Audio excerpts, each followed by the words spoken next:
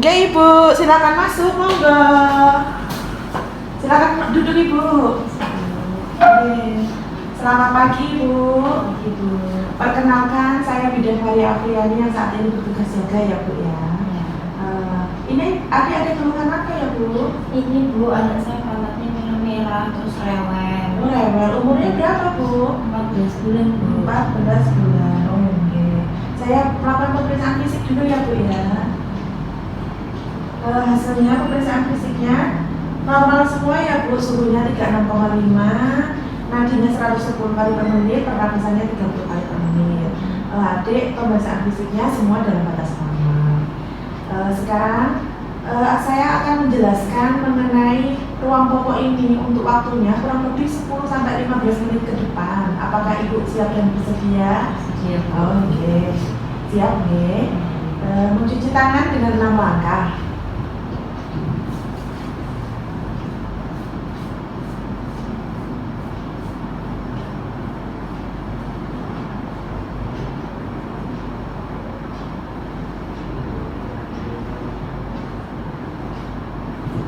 Setelah mencuci tangan, saya akan menjelaskan pengertian tentang ruang pokok atau dalam bahasa medisnya disebut dengan diaparasko. Nah, ruang pokok ini adalah peradangan kulit di sekitar area pokok. Tempat pokok itu biasanya warnanya kemerahan gitu. Hampir sebagian besar bayi mengalami itu, jadi Ibu nggak usah cemas, nggak usah takut. Nah, terus ruang pokok ini biasanya dialami oleh bayi umur 4-15 bulan Bu. Sekarang saya akan menjelaskan tentang penyebab terjadinya ruang pokok Ibu. Yang pertama itu kebersihannya yang tidak terjaga. Yang kedua sering buang air kecil. Yang ketiga adik atau anak mengkonsumsi antibiotik Bu. Atau ibu yang mengkonsumsi antibiotik disalurkan lewat ASI, itu juga bisa terjadi penyebab terjadinya ruang pokok itu.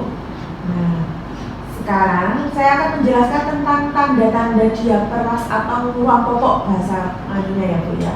Itu tanda-tandanya yaitu kemerahan pada kulit ya, terkena pokok dan biasanya di area pantat sampai ke alat kelamin sampai selangkangan Ibu itu kemerahan nih. Nah, sekarang kan menjelaskan mengenai penata laksanaan atau kalau udah terjadi ruang pokok ini harus gimana gitu ya. Yang pertama, harus mengganti pokok yang basah sesering mungkin. Nah, yang kedua, menghindari penggunaan tisu basah karena penggunaan tisu basah ada alkoholnya. Itu bisa menyebabkan ruang pokok. Nah, yang ketiga, kalau membersihkan alat kelamin bayi atau area pokok itu pakai air bersih dan dibilas tanpa perlu digosok. Cukup dikeringkan seperti ini, dikeringkan. Nah, tanpa digosok karena kalau digosok itu menimbulkan iritasi pada pantat bayi. Nah, hindari penggunaan popok bayi yang terlalu kencang Bu, karena kalau popok bayi terlalu kencang kan sirkulasi udaranya nggak bisa keluar ya. Jadi dia lembab, nanti lembab itu yang menyebabkan ruang pokok. Nah, tidak disarankan untuk menggunakan baby oil dan lotion. Nah, sekarang saya akan menjelaskan mengenai pencegahan ruang pokok ini. Yang pertama, memilih pokok yang menyerap keringat Bu, atau dari kain yang menyerap keringat ya. Yang kedua, cepat mengganti bila basah. Kalau dibiarkan basah terlalu lama, kulit bayi, pantat bayi akan lembab. Nah, lembab itu banyak timbul bakteri. Nah, di situ nanti akan timbul kemerahan Bu kalau misalkan nggak segera diganti. Nah, yang ketiga, selalu menjaga kebersihan area pantat ini Bu, antara pantat bayi ini, area pokok ini. Nah, bila gejalanya nanti semakin bertambah parah, tambah parah, ya harus segera ke tenaga kesehatan. Tapi nanti kalau ditata laksana dengan benar, sering ganti popok, bila basah diganti, terus dielap dengan kering tanpa tekan-tekan seperti ini, kita cuma menepuk pelan-pelan, itu nanti biasanya akan segera membaik Ibu. Okay? Nah, dari penjelasan saya ini, apakah ada pertanyaan Ibu? Berarti ini ya Bu, saya kurang bersih ya Bu ya?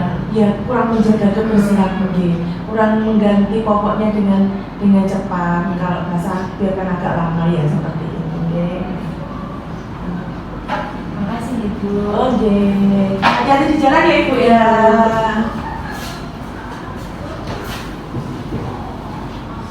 Melakukan dokumentasi pada lembar soal. Terima kasih.